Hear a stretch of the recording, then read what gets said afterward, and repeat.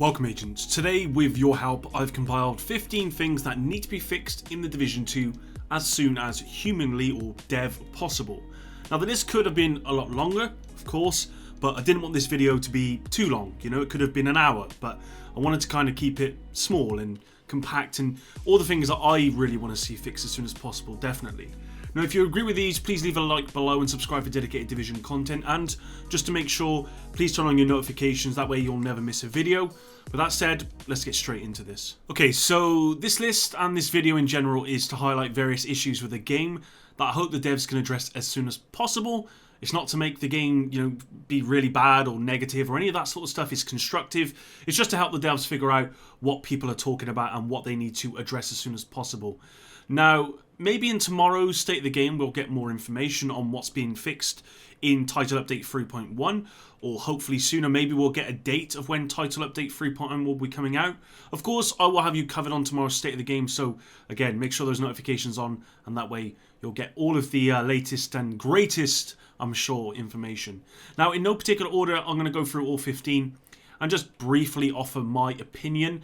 For once, this video won't be scripted, so apologies if I say a lot of So we're going to get straight to this. Loot drops. Of course, loot drops are a big talking point at the moment. It just feels as though the RNG in this game at the moment is crazy low. Now, I talked about this in a previous video where the actual, if you want to get a certain piece of gear with the right attributes, the right talents, and you're looking at as low as 1% of getting that gear that you want. And that's a huge problem. One of the things that I've seen that people have suggested is having loot tied to specific factions or specific activities, which could be a fairly good workaround. But ultimately, I just think that there needs to be a better way of loot dropping within your particular pool. So, for example, if you're a level 500 or gear score 500, not that that makes any difference, and we'll get to that. But if your gear score 500 and you know you need a particular piece of gear, there should be a way for you to try and limit getting all this other crap in the game and basically focus on that particular piece of gear. In the Division 1, they brought out caches that were specific gear caches. You could buy like Strikers cache and all of that stuff. Maybe they can add something similar in this game. I'm not sure, but at the moment RNG is so bad that the loot drops are just, they're pretty much pointless at this at the moment. And also, I have to say with loot as well, there needs to be a way to reward players for their time and for the activity they're doing. At the moment, you can do a normal, you know, mission, and yes, you won't get as much loot as a heroic, but quality-wise, it will be the same. So what you want when you're doing heroic is not more, which is, I mean, you do want more, but you want better, you want quality. It's not so much about quantity, it's much more about quality. And I'd much rather get rid of the fact that we get 100 drops an hour to just 10 if all 10 of those were actually quality drops, at least in my opinion. So loot, not good, loot drops are not good. Moving on. Enemy AI behavior. Now this is being addressed by the devs, hopefully in TU 3.1, which will be coming soon. Enemy AI at the moment is crazy. Console is much harder than PC from what I can tell, because it's harder to aim. It's harder to actually use a weapon on console. So NPCs just feel that much harder to kill. At the moment, they just run across the map, get right behind you, flank you in seconds, and you can do absolutely nothing. But they're going to be addressing that, so that should be fixed soon, hopefully. With that said, the armor glitch, devs have addressed today that this is going to be looked into as soon as possible, and it's obviously a high priority, but they haven't given us an exact date. They just said it'll be fixed as soon as possible, which is it's good. It's good that they've acknowledged that it's a problem, but what does as soon as possible mean? Because to me that could mean 3 or 4 weeks. It's subjective. So as soon as possible to me is this needs to be fixed on Thursday's maintenance if they can do it. That's what as soon as possible to me is. So we'll have to just wait and see about that. With that said though, the loot cave I believe has been fixed. Now with the loot cave, if you didn't know, they all spawn out of one door. With the loot cave now, they actually spawn out of both side doors. So it can still be done, but with 2 people facing each door, it's actually very hard. So in many ways, it's kind of been fixed. And moving on. Crafting. Now, I talked about this in a previous video. Basically, crafting in this game at the moment is just useless. We need to be able to craft 500 gear score items. That's what's important. No one at 500 gear score is crafting 490 items. What is the point? So crafting is completely redundant at endgame. So they need to fix that. They need to make crafting a lot better. And Division 1 suffered these same issues with crafting. At one point it was very good, and then it became redundant, then it became very good, and then optimization station got put in, and they need to do something with crafting. Now moving on to 500 gear score loot drops. Now I know you're guaranteed 500 gear score loot drops from certain activities, but there needs to be more place to get them, because at the moment you go and farm open world activities, control points, all of that stuff, chests, and almost 99% of the time you're not going to get the gear score that you want. And it's just a little bit deflating that you have to do heroic missions, or you have to do, really challenging content just to get the gear score you're currently at. Not to get a gear score higher than where you're at, to get a gear score you are at currently.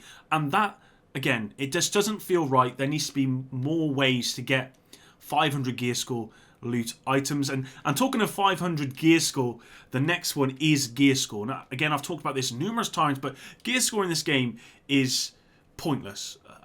It absolutely pointless. 500 gear should be noticeably better than 490 gear. That just makes sense. Progression through gear score.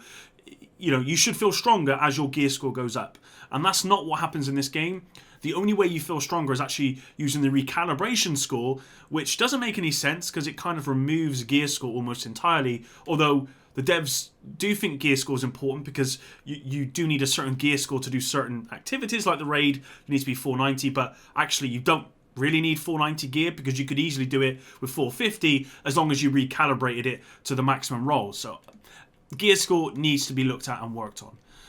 Moving on, better high-end gear mods. Now, finding a high-end mod with just 1% weapon damage is kind of a joke, really. You might get one with 2% LMG. You might be lucky, like me, and get a 4% assault rifle, but that's 1 in a million. I've only had that once, and actually, you'd be better off just getting purple mods or blue mods, which would have much better rolls. So, yeah, again, they need to do something with high-end gear mods. They're just not rewarding at this point. And also, they need to stop dropping so often, because with RNG being so bad in this game, the last thing you want is 50% of all of the stuff to drop to be mods, when they're not even impactful in any way, from what I can tell. So yeah, better high-end gear mods would be great. Now the crafting bench upgrade, there's still actually an issue in-game where some people cannot upgrade the crafting bench. That's important. That needs to be fixed. I thought this had already been fixed, to be honest. I'm sure they talked about fixing this previously, but apparently it's not fixed. The same with world tiers as well. Some people still can't go to world tier 5. Again, I thought that had been fixed, but apparently not, so that needs to be fixed as well. We've got low specialized ammo drop rate and ammo resetting when changing servers or relogging. I don't know what it is with specialized ammo. We either have too much or just none. There needs to be a nice balance. That's what this game is. This game needs a nice balance. But specialized ammo, at the moment, you literally get none, ever.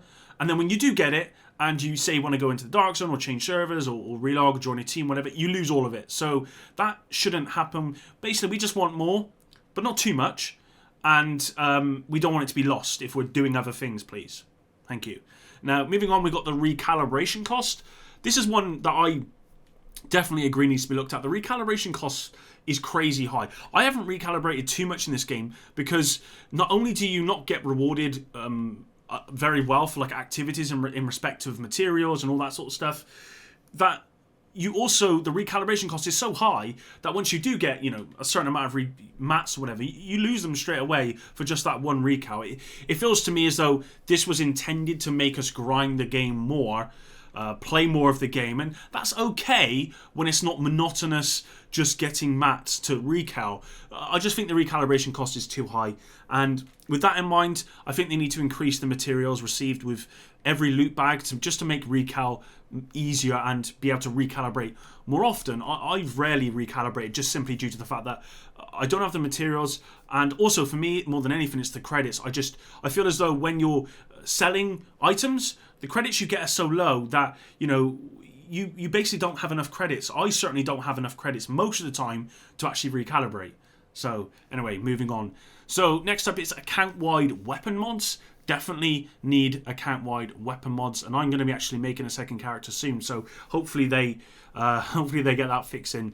More stash space. I've seen this crop up again, and this will always be a problem because with the game as it currently is, you're required to keep purple mods. You're required to keep purple gear. You're required to keep blue gear or blue mods. Just because that stuff generally has better rolls than what you would get on a high-end piece of gear. So you're using that as a way to recalibrate take off the talent from that onto your, or transfer talent from a purple piece of gear to a high-end piece of gear.